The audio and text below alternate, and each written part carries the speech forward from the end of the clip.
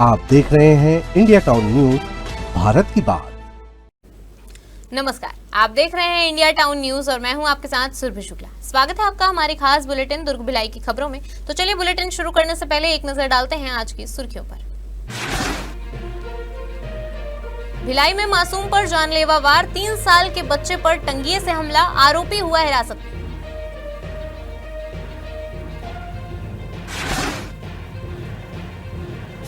Steel plant में copper चोरी का सरगना गिरफ्तार, भिलाई पुलिस ने कॉपर चोरी का मामला सुलझाया।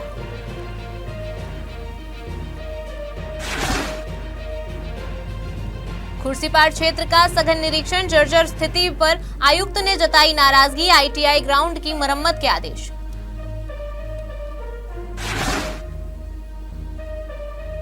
भिलाई नगर से सकारात्मक पहल, चैंबर ऑफ कॉमर्स और छात्रों का संवाद, स्टार्टअप और नवाचार को नई दिशा।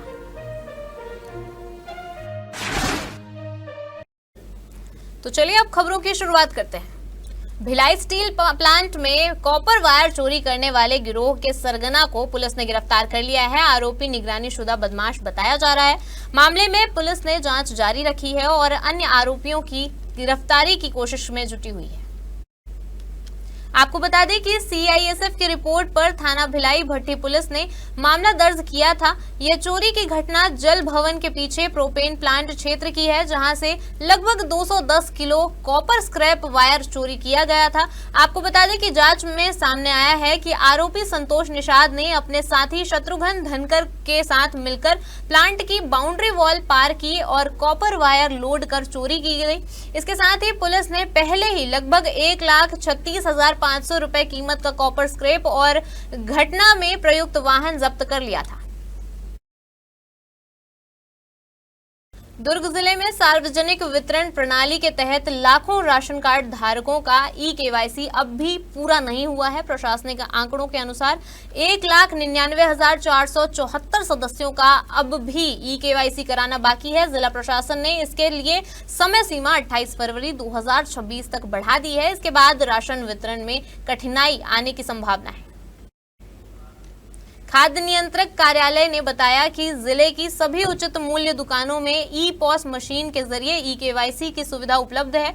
इसके अलावा मेरा ई-केवाईसी ऐप से घर बैठे भी यह प्रक्रिया पूरी की जा सकती है। Android mobile user app download करके राज्य चुनकर आधार कार्ड नंबर डालकर ओटीपी और फेस ई-केवाईसी कर सकते हैं। आपको बता दें कि सरकार ने 5 साल से छोटे बच्चों को ई-केवाईसी से छूट दी है, लेकिन बाकी सभी सदस्यों के लिए यह अनिवार्य है। प्रशासन ने परिवार के किसी भी सदस्य का ई-केवाईसी अधूरा रहने पर जल्द से जल्द नजदीकी सरकारी दुकान या ऐप के माध्यम से इसे पूरा करने की अपील की है।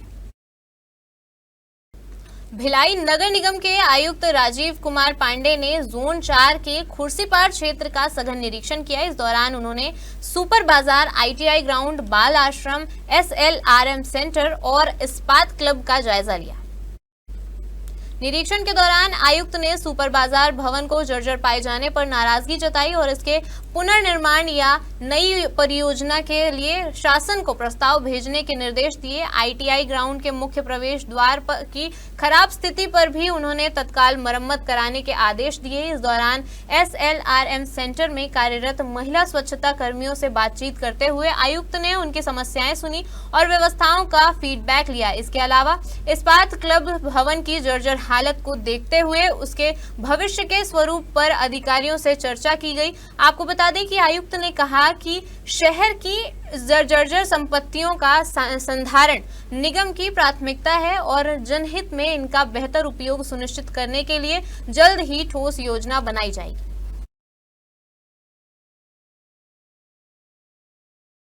खबर भिलाई से है, जहां Chhattisgarh chamber of commerce and industries के महामंत्री अजय भसीन ने दिल्ली प्रवास के दौरान छत्रपति यूनिवर्सिटी कोल्हापुर के छात्रों से संसद भवन में सौजन्य मुलाकात की।